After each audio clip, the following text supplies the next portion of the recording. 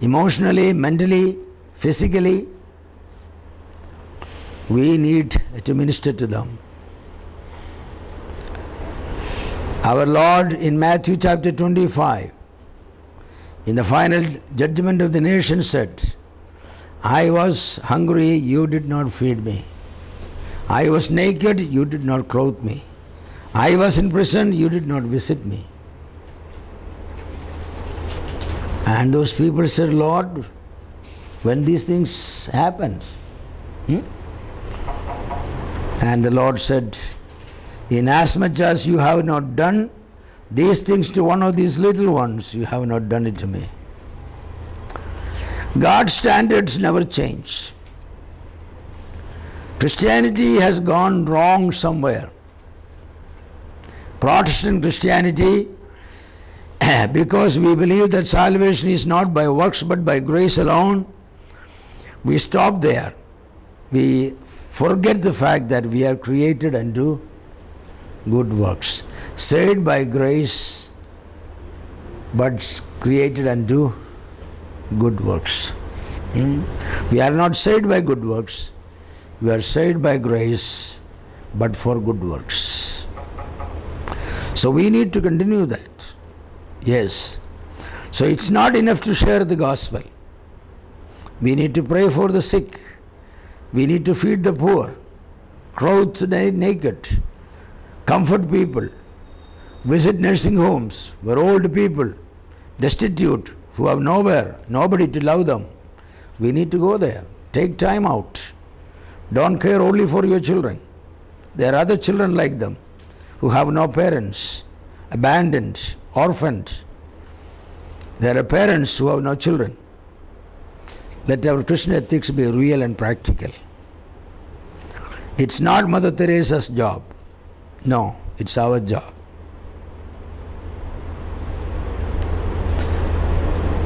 Because we claim we are Christians born again, right? We may look at Mother Teresa and sometimes say, was she saved? I don't know, to be honest. But I know something. What she has done was something that born again Christians should be doing. So love God, that's our ethics. Love God, that's the summum bonum of our duty. Christian ethics is founded upon Christian duty. A believer's primary duty is to love God. The summum bonum, or the highest good of our life, is the glory of God. Deo Gloria is a summum bonum of Christian ethics. Now what does that mean? What does it mean to glorify God through Christian ethics? It means this: by word and deed, a believer must display the moral perfections of our God, providing him the true happiness of life. Our neighbors must see that our God is a God of perfection, God of love, God of compassion, God of goodness. By His children, we doing all those things, then they will say that, see, their father must be a good father because the children are loving, compassionate, gracious, liberal, giving, sacrificial. Yes, that's what our Lord Jesus Christ also said. Our Lord Jesus Christ also said in Matthew chapter, in the Sermon on the Mount, what did He say? Do your good works before the world, let them see, and then they will glorify your God. Let us shine our good works before the unbelievers. Then the unbelievers will recognize that we are the children of God. Because they are not able to do that, we are able to do it. All people reflect the character of their Father. Our Father in heaven is benevolent, gracious, loving, who sends His rain upon the wicked and the good. And when we do that, then they will acknowledge that. So we need to. We have no choice, but we need to. Yes. We need to love God with 100% of our abilities, and we need to love our neighbors just as we love ourselves. But we have a problem. What is that problem? The problem of sin. The problem of sin. That's the entropy that pulls us down. Paul said that he has a good desire, but he finds in himself this problem of entropy. The more desire he has, another principle come in, which pulls him down. End up what? Doing that which he hates to do. Yes. He wants to do something good, but end up doing that which he knows he should not be doing. So what's the solution? Jesus Christ is our Savior, right? The Bible does not overlook this problem of sin. In Romans chapter 7, Paul cries, "Woe unto me, woe unto me." But that chapter does not end like that. There, chapter 8 comes as we have victory through Jesus Christ. Yes. In Jesus Christ, we have complete victory.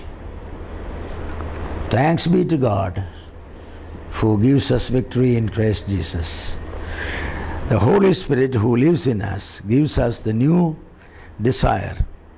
So the Bible does not overlook this problem of sin. When God demands absolute love from us, God knows we are often hindered by the entropy of sin.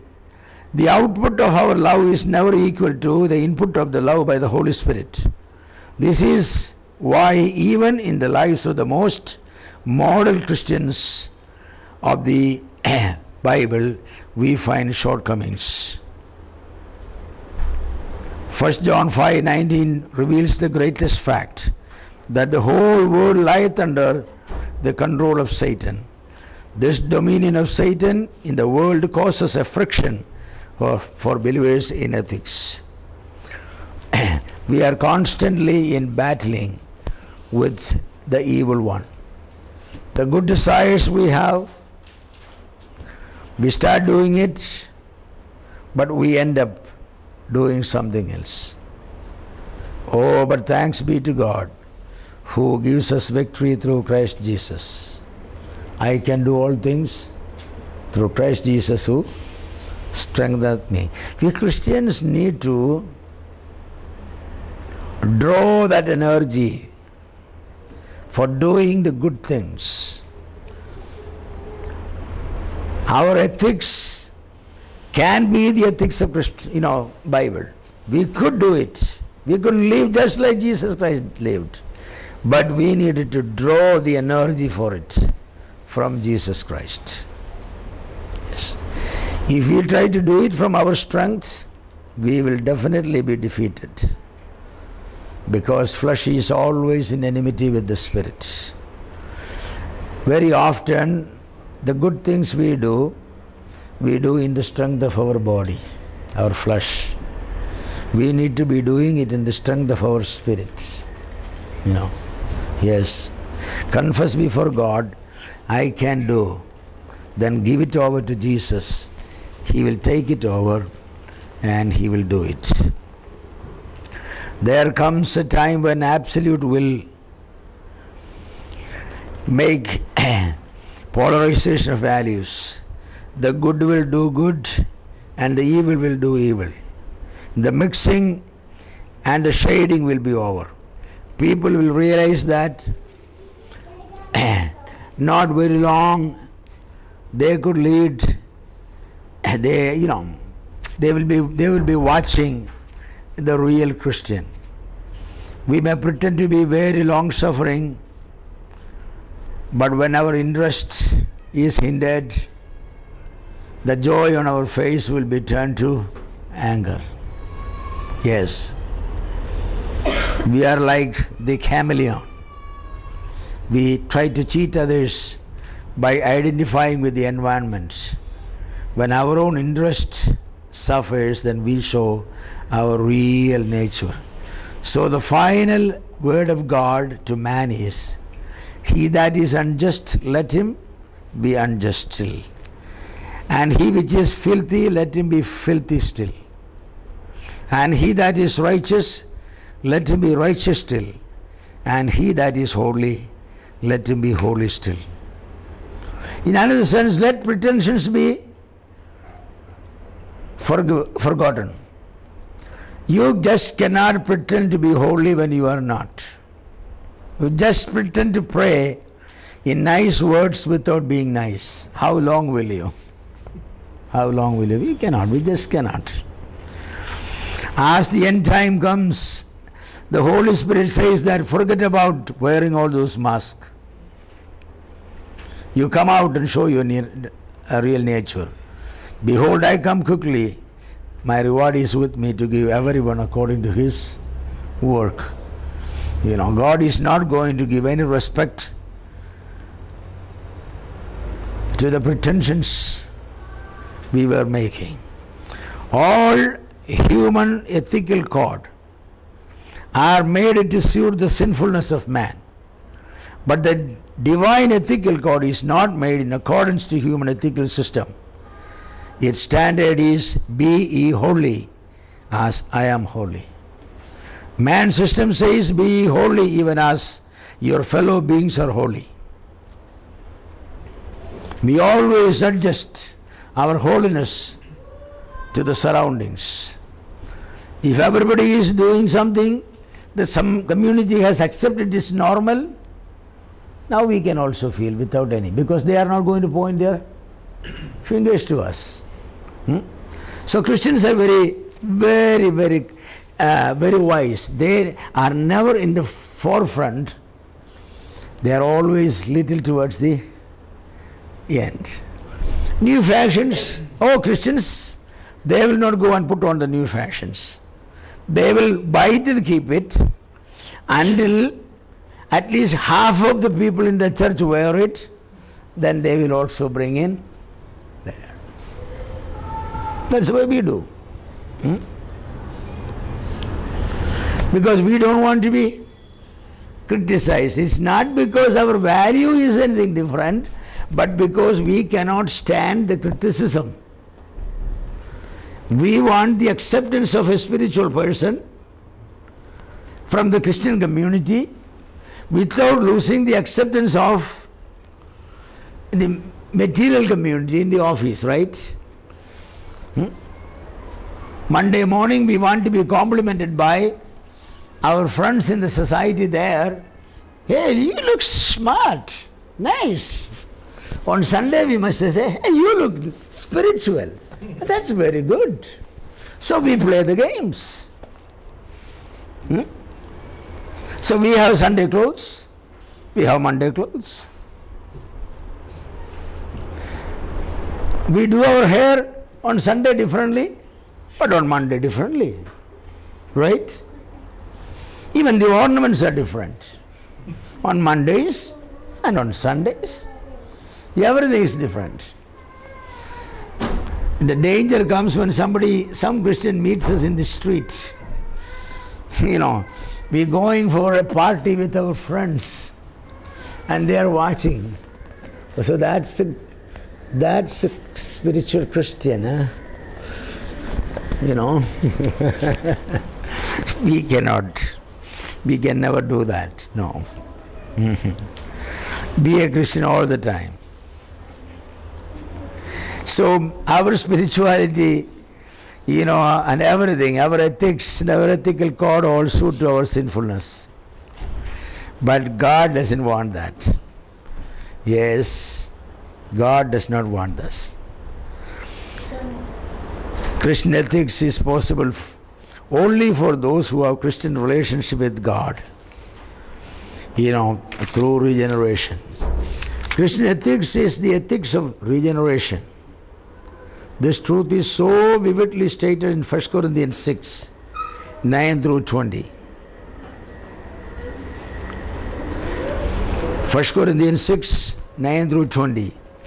Verse 9, 10. The unrighteous shall not enter the kingdom of God. Verse 11. You Corinthians were such unrighteous sinners. Second part of verse 11, but you are regenerated. That's 1 Corinthians 6, right? Yes. 1 Corinthians chapter 6, verse 9 through 20. You can read that whole passage, very interesting passage.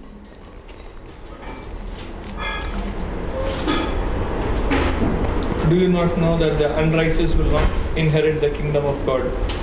Do not be deceived, neither fornicators, nor idolaters, nor adulterers, nor homosexuals, nor sodomites, nor thieves, nor covetous, nor drunkards, nor revilers, nor extortioners will inherit the kingdom. And such were some of you. But you were washed, but you were sanctified, but you were justified in the name of the Lord Jesus and by the Spirit of our God. See that drastic change? Paul says certain people can never enter the kingdom of God. Then he makes a statement of fact that these people at Corinth were like those people.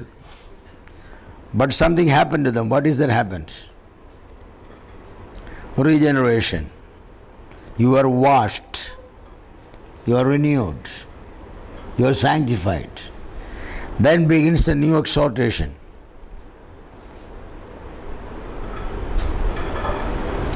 Beginning with verse 12. Read it. All things are lawful for me, but all things are not helpful. All things are lawful for me, but I will not be brought under the power of any. See that before you are doing unlawful things. But that chapter is over because you are regenerated. But now even lawful things you cannot do. All things are lawful, but I cannot do all lawful things. Your choice is not lawful versus unlawful. Your choice is lawful versus profitable things. That's the difference between a Christian, a spiritual Christian and an ordinary Christian. A spiritual person or one who practices Christian ethics, he asks this question, is it right to do? No. Is it lawful to do? No. He doesn't ask that question. Is it profitable to do? Is it profitable for me to do this thing? Profitable for the testimony of Jesus Christ. Profitable for the advancement of the church. Profitable for the ministry that I am given by God. Profitable for building up the body of Christ. So we ask this question. That's no ordinary question. We are still in the level of doing things that are lawful. If somebody asks you, or accuse you, hey, I saw you doing this one. You say, what's wrong with it? What does the Bible say? I should not do it. I can do it. It's my money. I'll spend it the way I want. That ethics is not Christian ethics.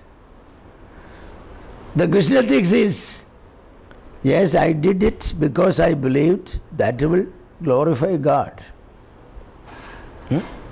I did it because I believed that will strengthen the testimony of the church. I believed it because I thought that will attract people to Jesus Christ.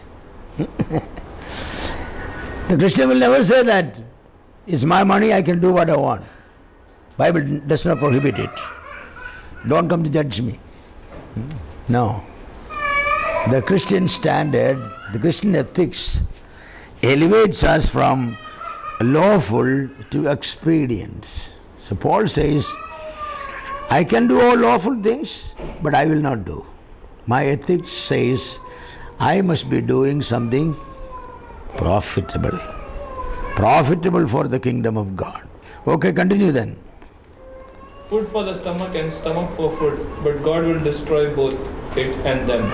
Now the body is not for sexual immorality, but for the Lord, and the Lord for the body. And God And God both raised up the Lord and will also raise us up by His power. So what is he saying?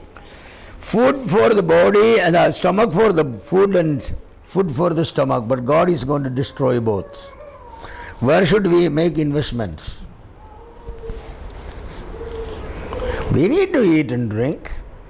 Paul is not an ascetic. No. But what is he saying? Our investment should never be for the physical body only.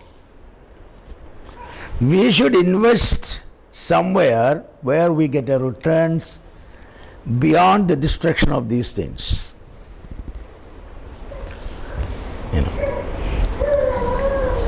That principle goes everywhere. You invested 50 lakhs rupees in building a home. Anything wrong?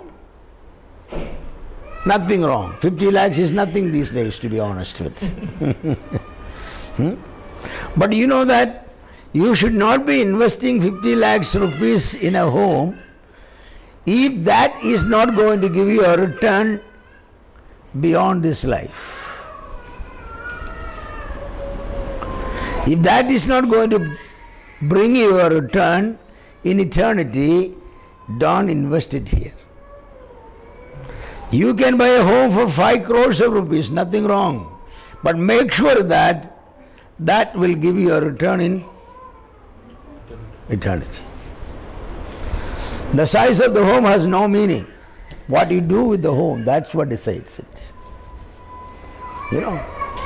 I wish Christians will have big, big homes so that we can have our camps in Christian homes. We can have conferences there, we can have hospitality there, lot of people can come and live there. Is that the purpose for which we build homes? Honestly, if the Lord comes today, all that we invested in our material things, whether it is home, rubber estate, whether this, that, shopping complex, whatever people have, what return that will give for your eternity? This is a question. But that's not a small question. I like to get a return for my investment in heaven. I don't want to spend any money here for which I don't get a return there.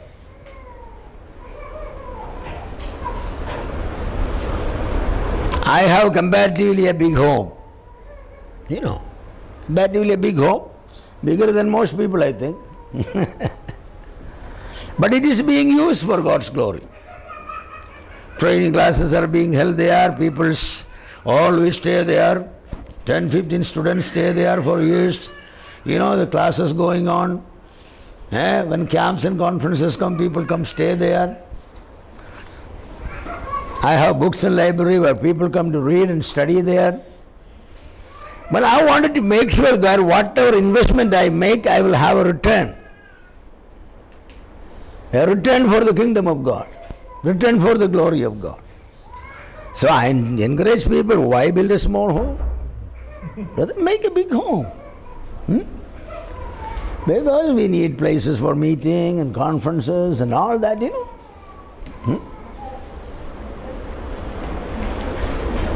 Let missionaries come take their furlough there, and you can have many quarters with your home. So and so come from abroad, say, brother, stay here. This, 2-bedroom and kitchen, and you have everything there, and there's everything is, stove is there, fridge is there, this is private entrance for you, the key is here, take. And if you have a car also, you say that here is a car for your use, you and your wife can enjoy it. You will get a return.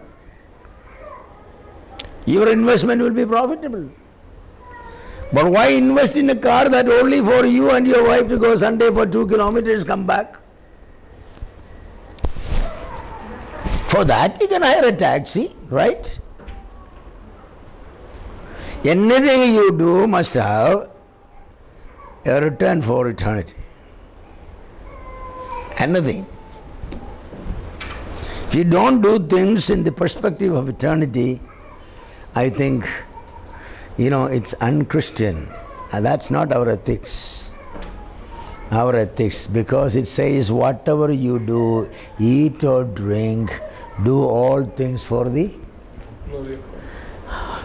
If all things, including eating and drinking, is to be for the glory of God, buying and selling, building, marrying and giving in marriage, education of our children, everything must be for the glory of God. The question we must ask when we do anything is it for God's glory?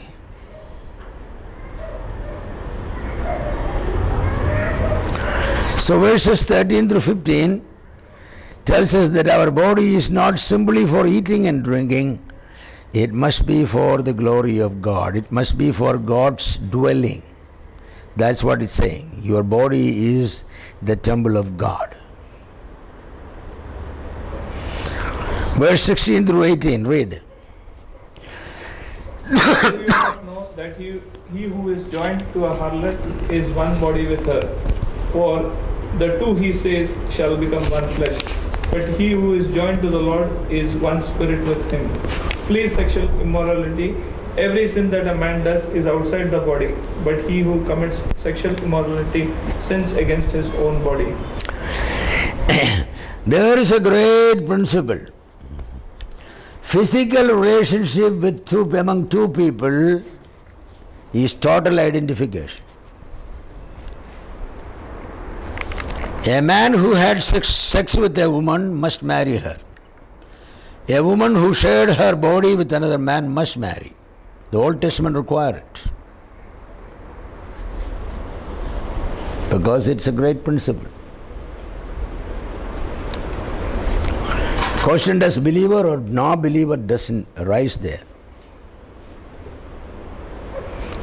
This is a principle. That is a higher principle.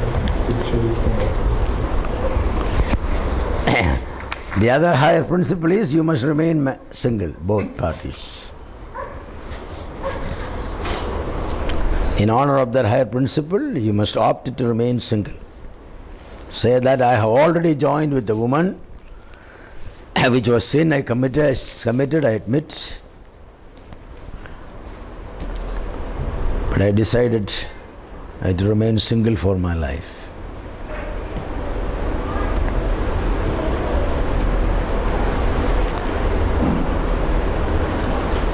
Tamar was abused by Amnon. She remained single for the rest of her life in her brother's house. Diana was abused by that pagan. She was never given in marriage again. Such an abused person can never be. Of course, men will do it, they will go and marry.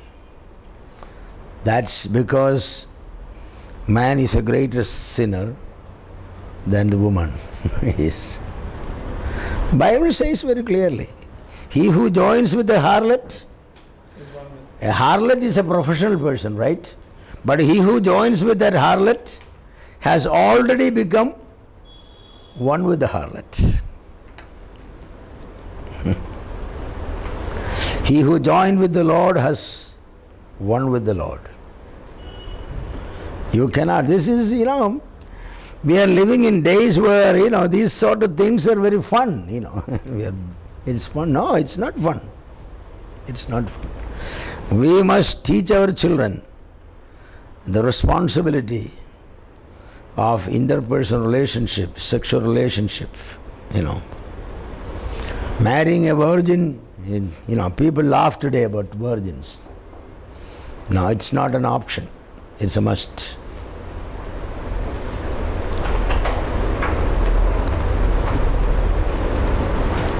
People cannot live the way they want so freely, do what they want. No.